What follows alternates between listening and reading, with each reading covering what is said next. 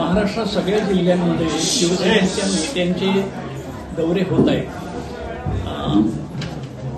अलीकडेच काही दिवसापूर्वी शिवसेना भवनमध्ये एक महत्त्वाची बैठक झाली आणि त्यावेळेला पक्षप्रमुख उद्धव साहेब यांनी सर्व नेत्यांना ही सूचना केली की त्यांनी जिल्ह्यामध्ये दौरे करावेत। अनेक जिल्ह्यांच्या मागण्या आहेत, त्याप्रमाणे आम्ही तिथं आता इथे आल्यानंतर पहिली मागणी आली ती की उद्धव साहेबांचा दौरा पाहिजे।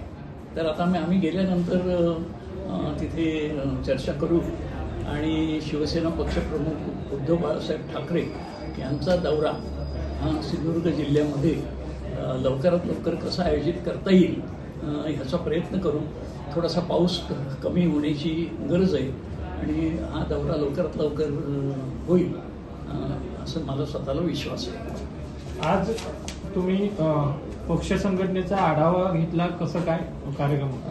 काही पक्ष संघटना आढावा घेत असताना काही नाराजीचं सूर पण मीटिंगमध्ये बाहेर नाही, सूचना आल्या।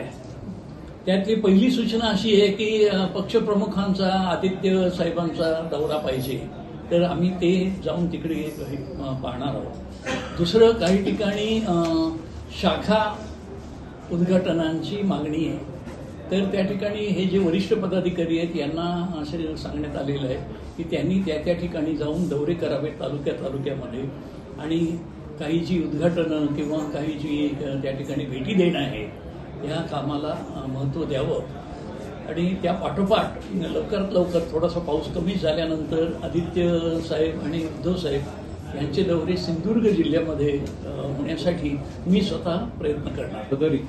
तर हे पदाधिकारी केव्हा निवडले जातील? आपण बरोबर मुद्दा सांगितला की आजच्या बैठकीमध्ये सुद्धा हा विषय झालेला आहे आणि ह्या ज्या रिकाम्या जागा आहेत, मी आज मुंबईला गेल्यानंतर ताबडतोबीनं शिवसेनेच्या वरिष्ठ नेत्यांशी, गरज पडल्यास पक्षप्रमुखांशी सुद्धा बोलून या रिकाम्या जागा आहेत ते ताबडतोबीने भरण्याचे उपाय केला जाईल। साहेब, आपण सिंधुदुर्ग दौऱ्यावरती आहात। आपले जिल्हा प्रमुख वैभव नाईक यांच्यावरती टीका करताना कुडामालवणचे आमदार निलेश राणे यांनी त्यांना रेडा असं संबोधलं आहे। शिवसेना नेते म्हणून आपण ह्या टीकेकडे कसं पाहता? अहो, किती निषेध करावा एवढं थोडं आहे। म्हणजे ठीक आहे, विरोधक म्हणून एकमेकांवर टीका केली पाहिजे, पण शब्दांचा वापर हा जपून केला पाहिजे। जर तुमच्याही बाबतीत असे काही शब्द वापरले तर तुम्हाला कसं वाटेल? आणि बाळासाहेब पण तेव्हा कठोर शब्द नक्की वापरायचे, परंतु एका पातळी आपली कधी त्यांनी सोडली नाही। तेव्हा सगळेच पक्ष, सगळेच नेते आपल्या परीने काम करत असतात, त्यांच्यावर जमेल तेवढी टीका करा, त्या टीकेला आम्ही डगमगत नाही, परंतु कमरेखालचे वार कराल तर मात्र ते सहन केले जाणार नाही।